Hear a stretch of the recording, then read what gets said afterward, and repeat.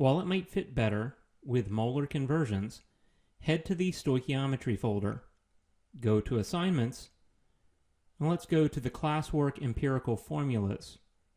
This is a digital worksheet. Up at the top, you should see something that says My Document. Go to the document. It should now be in your Google Drive. It will look something like this. This has 5 questions. Each number and each unit is 1 point. All of these minus signs off to the side, in case they show up, are just indicating to me that it is a row that I should have hidden so that you don't think you have extra work. Again, these shouldn't be there, but they may appear. I have this set up so the largest empirical formula would have 4 elements. Most of them, as you can see, have less than that. Let's go ahead and try the first one. You'll assume a 100-gram sample for all of them. That way you can go ahead and change all of the percent signs to grams. While you do not have to go in order, I do recommend that you follow the order that they're given in. This will help keep it organized much better. As I type in all the gram amounts, you'll notice they all turned red. This is because the information is incomplete. I need to stress that this is grams of sodium, hydrogen, carbon, or oxygen. Once I do that, things will turn green. Now, step 1 was to determine sample size and the gram amounts of each atom present. The second step I'm starting to work on now. Since percentages and grams do not provide us with good ratios that would count, we need to get to something that would count, and that would be moles. I can do a molar conversion by dividing each of the gram amounts by the molar mass of that element in order to get moles. It's set up in a dimensional analysis format in a grid. If you like parentheses better, then by all means make sure you can put that down on paper. But on a Google Sheet, please be aware that it's just easier to use the grid format. Because we're in Google Sheets, you can go ahead and do our little mantra that we might have for dimensional analysis, which you can say to yourself repeatedly, and I constantly tell my students to do so. Multiply across the top and divide by the product of the bottom.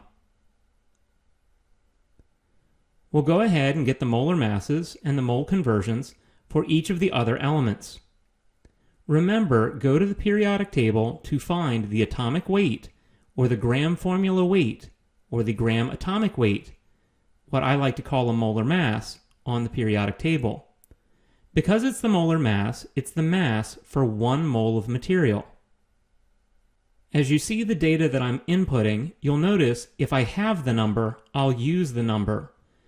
Oftentimes people will round sodium to 23 grams, hydrogen to 1 gram, carbon to 12, and oxygen to 16 grams. But this is going to cause issues eventually.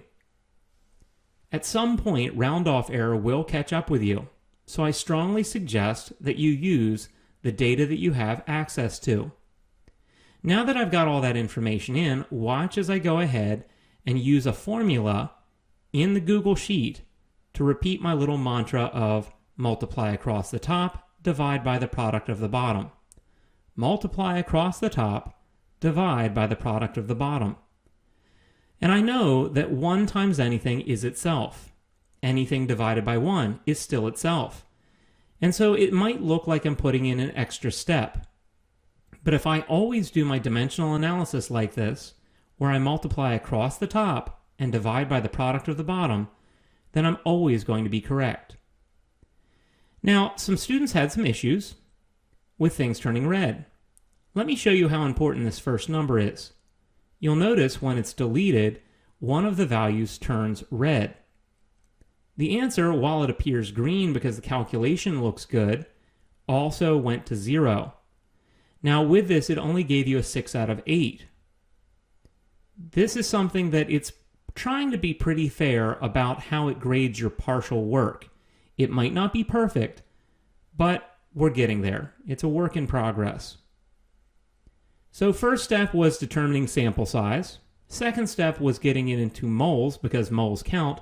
The third step, and hopefully our last step, is to simplify our mole ratio by dividing all of the mole amounts by the smallest mole amount.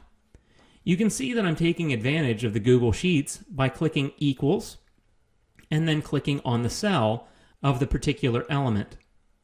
Now I can go ahead and evaluate which one is actually the smallest, and I can go ahead and click equals and then click on that cell repeatedly. This allows you to demonstrate that you understand that you're supposed to take each mole amount and divide by the smallest mole amount. That work hasn't been done yet. It'll need to be done over in this numeric square. We can go ahead and again use Google Sheets to press equals, the top cell, divided by the bottom cell, and click away or click enter. Now what does this give us? This gives us an atom count. 1 sodium, 1 hydrogen, 1 carbon, and 3 oxygens. The reason I can say that, even though it looks like several of them have a remainder, is that they're within 0.15 of a whole number. And for general high school chemistry, that's usually what we can get away with. If it did not come out to whole number amounts, you would need to multiply by 2 for halves, which I'll demonstrate here, 3 for thirds and 2/3, and 4 for quarters, and then possibly 5 for fifths. Now this one, here's some free answers. You'll notice that it ends up with a ratio of 2 to 2 to 7. When we did our initial calculation, it gave us a ratio of 1 to 1 to 3.5. Make sure you bring it up to a whole number.